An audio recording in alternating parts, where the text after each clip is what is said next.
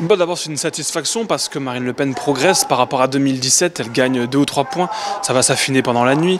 Avec une candidature qui était de dissidence, celle d'Éric Zemmour, qui est venu un peu perturber tout cela. Et donc, elle a réussi quand même à progresser. Donc, c'est-à-dire qu'elle a convaincu davantage de Français qu'auparavant.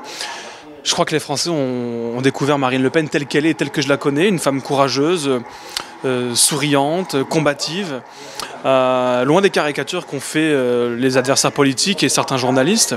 D'ailleurs, toutes les enquêtes d'opinion démontrent que Marine Le Pen progresse dans l'opinion des Français, si bien que le vote les Français vont davantage voter contre Emmanuel Macron au second tour que contre Marine Le Pen. Ce qui veut dire que Marine Le Pen a une vraie chance aujourd'hui, et dans 2 semaines plutôt, de l'emporter parce que elle est populaire et parce qu'elle présente des vraies propositions qui sont alors totalement à l'inverse de celles d'Emmanuel Macron et qui visent à améliorer le quotidien des Français, à améliorer leur pouvoir d'achat, à améliorer leur sécurité, à améliorer leur environnement, leur bien-être. Et ça, c'est important. Et Marine Le Pen, tout l'enjeu de ce second tour est de mobiliser à la fois les abstentionnistes, c'est vrai, mais également tous les Français, d'où qu'ils viennent, sans forcément parler d'alliance entre appareils politiques, mais en tout cas en parlant et en s'adressant directement aux électeurs de Jean-Luc Mélenchon, d'Éric Zemmour, voilà, tous les électeurs, en leur disant qu'il y a 2 choix dans 2 semaines à faire. Soit le choix d'Emmanuel Macron, c'est-à-dire continuer encore vers davantage de brutalité, de division des Français, la retraite à 65 ans, ou alors l'apaisement, l'unité des Français avec Marine Le Pen qui souhaite vraiment apaiser la France et les Français et surtout rendre aux Français leur argent.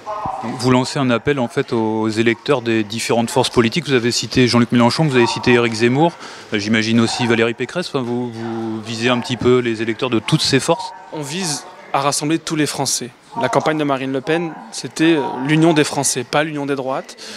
C'était l'union des Français, donc on s'adresse à tous les électeurs, d'où qu'ils viennent, tous ceux qui veulent battre Emmanuel Macron, qui en ont eu assez pendant 5 ans d'être méprisés, d'être maltraités, ceux à qui on a interdit d'aller boire des cafés debout dans les restaurants ou dans les cafés, les infirmières à qui on a interdit d'aller travailler parce qu'elles n'étaient pas vaccinées, aux gilets jaunes qui se sont soulevés dans les rues il y a 3 ou 4 ans. C'est toutes ces personnes-là qui veulent se débarrasser d'Emmanuel Macron et toute sa politique néfaste pour eux et pour la France.